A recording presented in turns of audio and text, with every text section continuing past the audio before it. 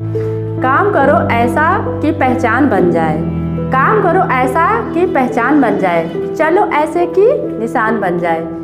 अरे जिंदगी तो हर कोई काट लेता है, जिंदगी तो हर कोई काट लेता है, अगर दम है तो जियो ऐसे की मिसाल बन जाए।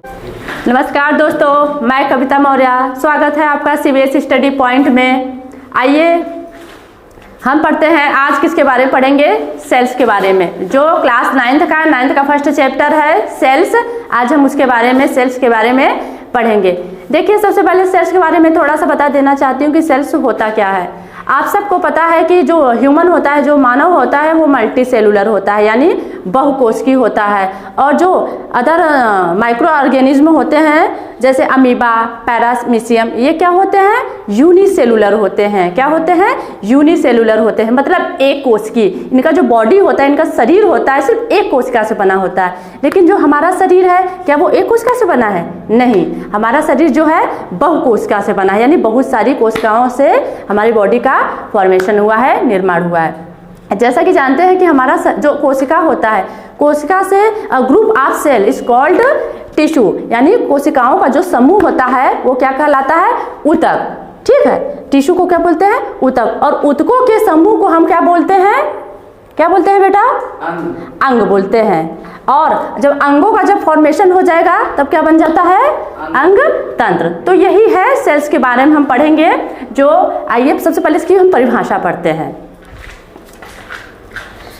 जीवों की जैविक क्रियाओं की रचना करने वाली तथा उनका संचालन करने वाली इकाइयों को क्या कहते हैं? कोशिका कहते हैं। ठीक है, इसका एक सेकंड मैंने और लिख दिया है आपका परिभाषा।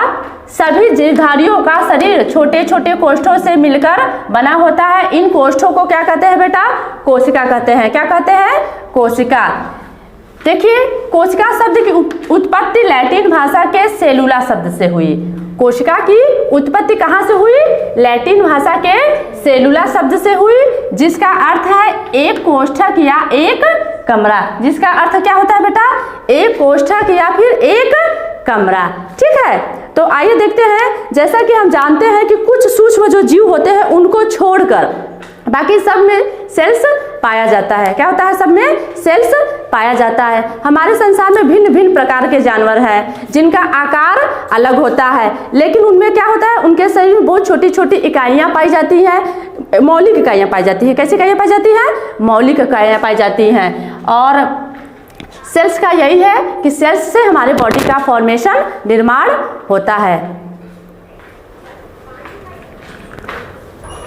तो बच्चों, जैसा आप देख रहे हैं, हमने आपके सामने सेल्स की परिभाषा लिख दी है। आप क्या कीजिए, इसको नोट डाउन कर लीजिए, वीडियो को पॉज करके इसको आप अपने नोट्स में शामिल कर लीजिए। ओके, आगे बढ़ते हैं।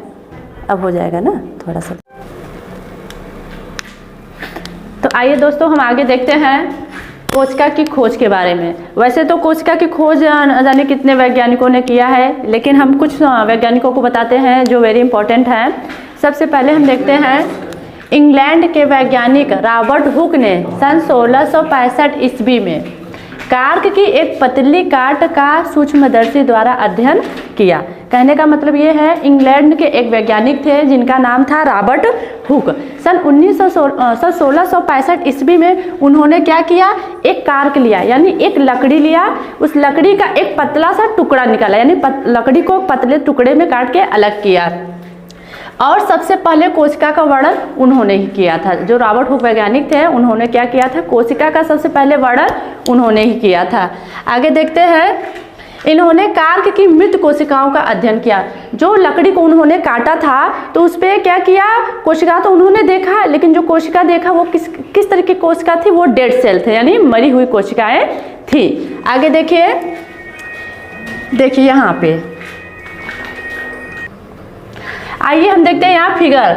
देखिए, सबसे पहले रॉबर्ट हुक ने क्या किया? एक बॉटल ले लिया, उस पर एक कार्क लगा दिया। फिर उस कार्क में क्या किया? उस कार्क की एक मैंने पतली प्लेट निकाली, यानी लकड़ी को काट के उसको अलग किया। फिर मैंने देखा कि उस कार्क के ऊपर छोटे छोटे छिद्र दिखाई दिए, छोटे छोटे कोष्ठक दिखाई दिए, जिसको हम लोग क्या कहें? हम क्या, वैज्ञानिक ने कहा कि ये क्या है? एक सेल्स है। क्या है? सेल्स है। लेकिन बच्चों वो सेल्स जो थी वो मृत कोशिका थी। क्या थी?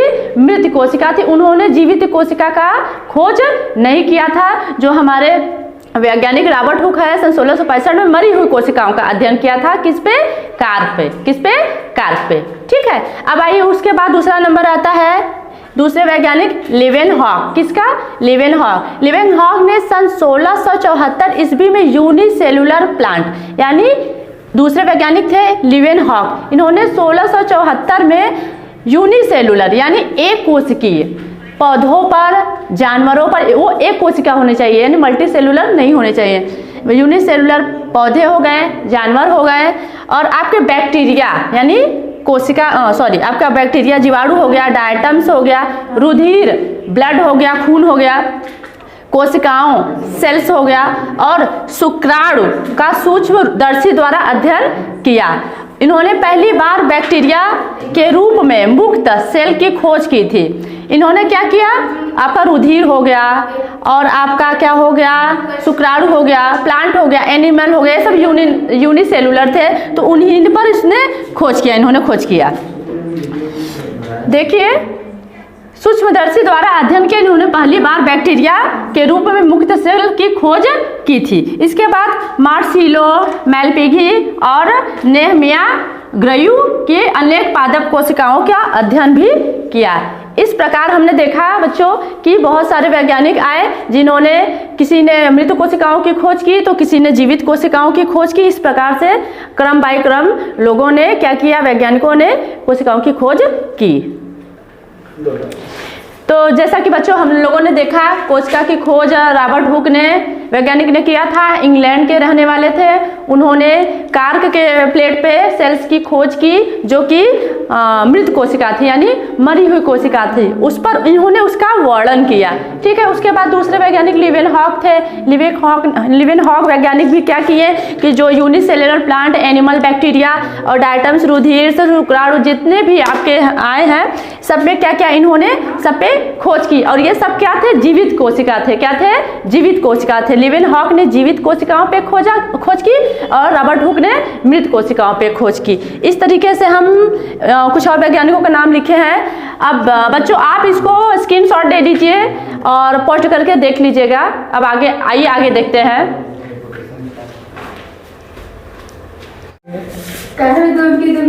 बहुत लगाए